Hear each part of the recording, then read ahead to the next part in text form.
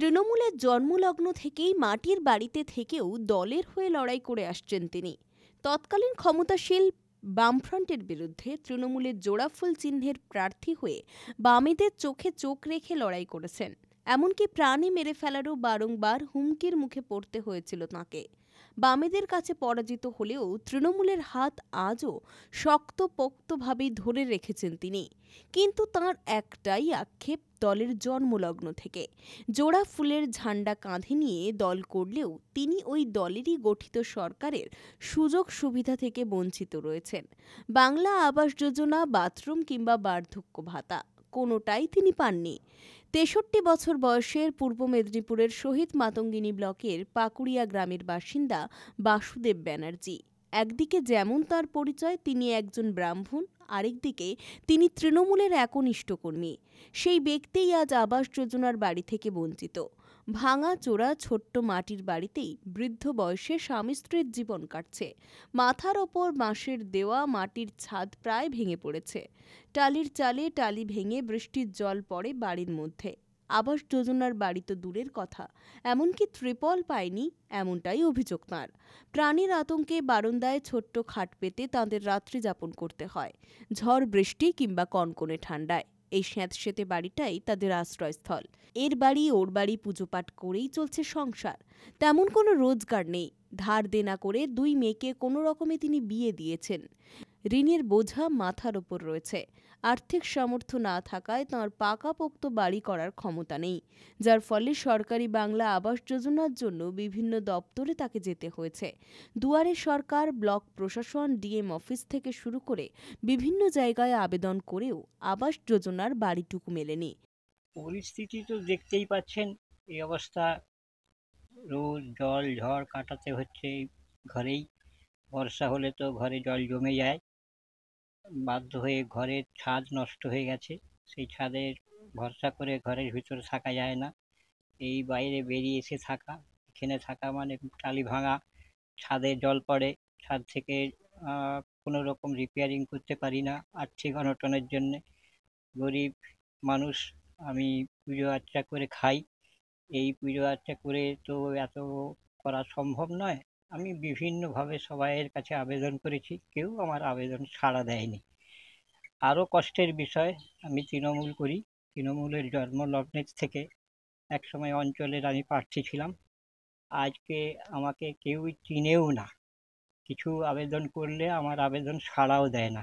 আমি আবাস যোজনা, সবাই বলে আবাস যোজনা তোমার পাওয়ার উপযোগী তুমি, কিন্তু আজও পর্যন্ত আবাস যোজনার জন্য আমি অনেকবার দুয়ারে সরকার হয়েছে, ওখানে আবেদন করেছি, অঞ্চলে আবেদন করেছি, ব্লকে আবেদন করেছি, বিডিও সাহেবকে আমি নিজে আবেদন করেছি, কোনো রকম সাড়া পাইনি। সবাই বলে দেখছি দেখছি দেখছি দেখছি করতে করতে আমার আজকে 62-63 বছর বয়স হয়ে গেল।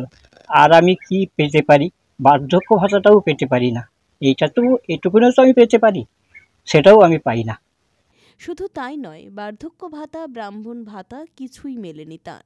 বর্ষার সময় হাঁটু কাদা জল পেরিয়ে অনেকটা দূরেই ত্রিপল খাটানো বাথরুমে যেতে হয় তাঁদের। তাঁর একটাই আবেদন, শেষ বয়সে যেন মাথা গোঁজার ঠাঁই হয়, একটু পাকাপোক্ত হয়, সুষ্ঠুভাবে যেন বসবাস করতে পারেন বাসুদেব বাবুর পরিবার। আপনারা যখন বলছেন, এইমাত্র তো আমি জানলাম। আমি 24 ঘন্টার মধ্যে খোঁজ নিচ্ছি, যদি সত্যিই হয় নিশ্চিত বিডিও সাহেবকে, নিশ্চয়ই ডিএম সাহেবের দৃষ্টি আকর্ষণ করব। কেন এটা ন্যায়সঙ্গত পায়নি? সে যে পার্টির হোক, তৃণমূল বলার দরকার কি আছে?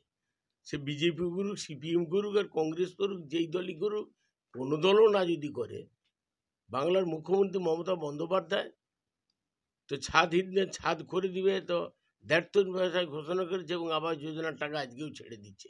কেন্দ্রের বঞ্চনার সত্ত্বেও, টাকা না দেওয়ার সত্ত্বেও বলিষ্ঠভাবে নেত্রী মমতা বন্দ্যোপাধ্যায় রাজ্য সরকারের টাকা থেকে আবাস যোজনার টাকা দিচ্ছে। এরপর এই গল্পটা কি হয়েছে না হয়েছে আমি ওর সঙ্গে কন্ট্যাক্ট করার ব্যবস্থা করছি। আমাকে 24 ঘন্টা সময় দিন, আমি জেনে বলতে পারবো। বাংলা আবাস যোজনা নিয়ে এই সরকারের যে ভূমিকা, তা সম্পূর্ণরূপে 2026-এর যে বিধানসভার নির্বাচন, সরকারি যন্ত্রকে ব্যবহার করে এই নির্বাচনের প্রস্তুতি পর্ব এনারা শুরু করেছেন এই বাংলা আবাস যোজনা নামক নাটক শুরু করে। এই যে মাতঙ্গিনী ব্লকের বাসুদেব ব্যানার্জি সহ বহু গরিব মানুষ এই বাংলা আবাস যোজনা থেকে বঞ্চিত, বার্ধক্য ভাতা এবং বাথরুম পাননি এই বাসুদেব ব্যানার্জি বাবু, এই নমুনা বা এই উদাহরণ ভুরি ভুরি আপনারা পাবেন।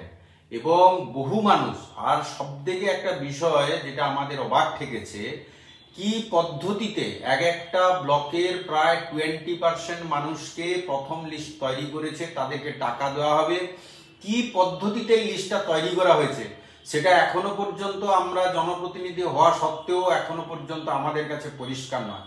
কিছু একটা এই মানে বিষয়টা হচ্ছে যে সুপারস্তম জাতীয় কিছু একটা এখানে নাটক চলছে, এটা আমরা পরিষ্কারভাবে বুঝতে পেরেছি। এবং এটাও বুঝতে পেরেছি 2026-এর বিধানসভা নির্বাচনের প্রস্তুতি পর্ব চলছে এই বাংলা আবাস যোজনার মাধ্যমে। আসলে মানুষদেরকে বোকা বানানোর একটা চেষ্টা। বিভিন্ন ব্লকে হাজার হাজার মানুষের লিস্ট তৈরি হয়েছে, সেখান থেকে মাত্র 20%-এর মানুষকে বাড়ি দেওয়ার জন্য, টাকা ঢোকার জন্য নাম চাওয়া হয়েছে। এটা কি বিষয় জানি না। বহু মানুষ বার্ধক্য ভাতা থেকে বঞ্চিত, বহু মানুষ হঠাৎ করে দেখলাম বার্ধক্য ভাতা ছাড়া হয়েছে, কি পদ্ধতিতে ছাড়া হয়েছে তাও আমরা জানতে পারলাম না। যারা সবে 60 হয়েছে, সদ্য 60 পৌঁছেছে, তারা পেয়ে গেল, অথচ 90 বছর বৃদ্ধরা পর্যন্ত এখনো পর্যন্ত পেল না বার্ধক্য ভাতা। সুতরাং এই ভনিতা ছেড়ে আসল যে উদ্দেশ্য সেটা পশ্চিমবঙ্গবাসীকে বুঝতে হবে। সুতরাং এই দুর্নীতির সরকার, এই দুষ্কৃতীদের সরকারকে অবিলম্বে বিদায় জানিয়ে 2026-এ যাতে ভারতীয় জনতা পার্টির সরকার প্রতিষ্ঠিত হয়, যে সরকার মানুষের হয়ে কথা বলবে, গরিব মানুষের হয়ে কথা বলবে, দুর্নীতি মুক্ত আমরা প্রশাসন দেখতে চাই এবং সেটা ভারতীয় জনতা পার্টি দিতে পারবে বলে আমরা মনে করি। পুলক বেরার রিপোর্ট, খবর BCBS।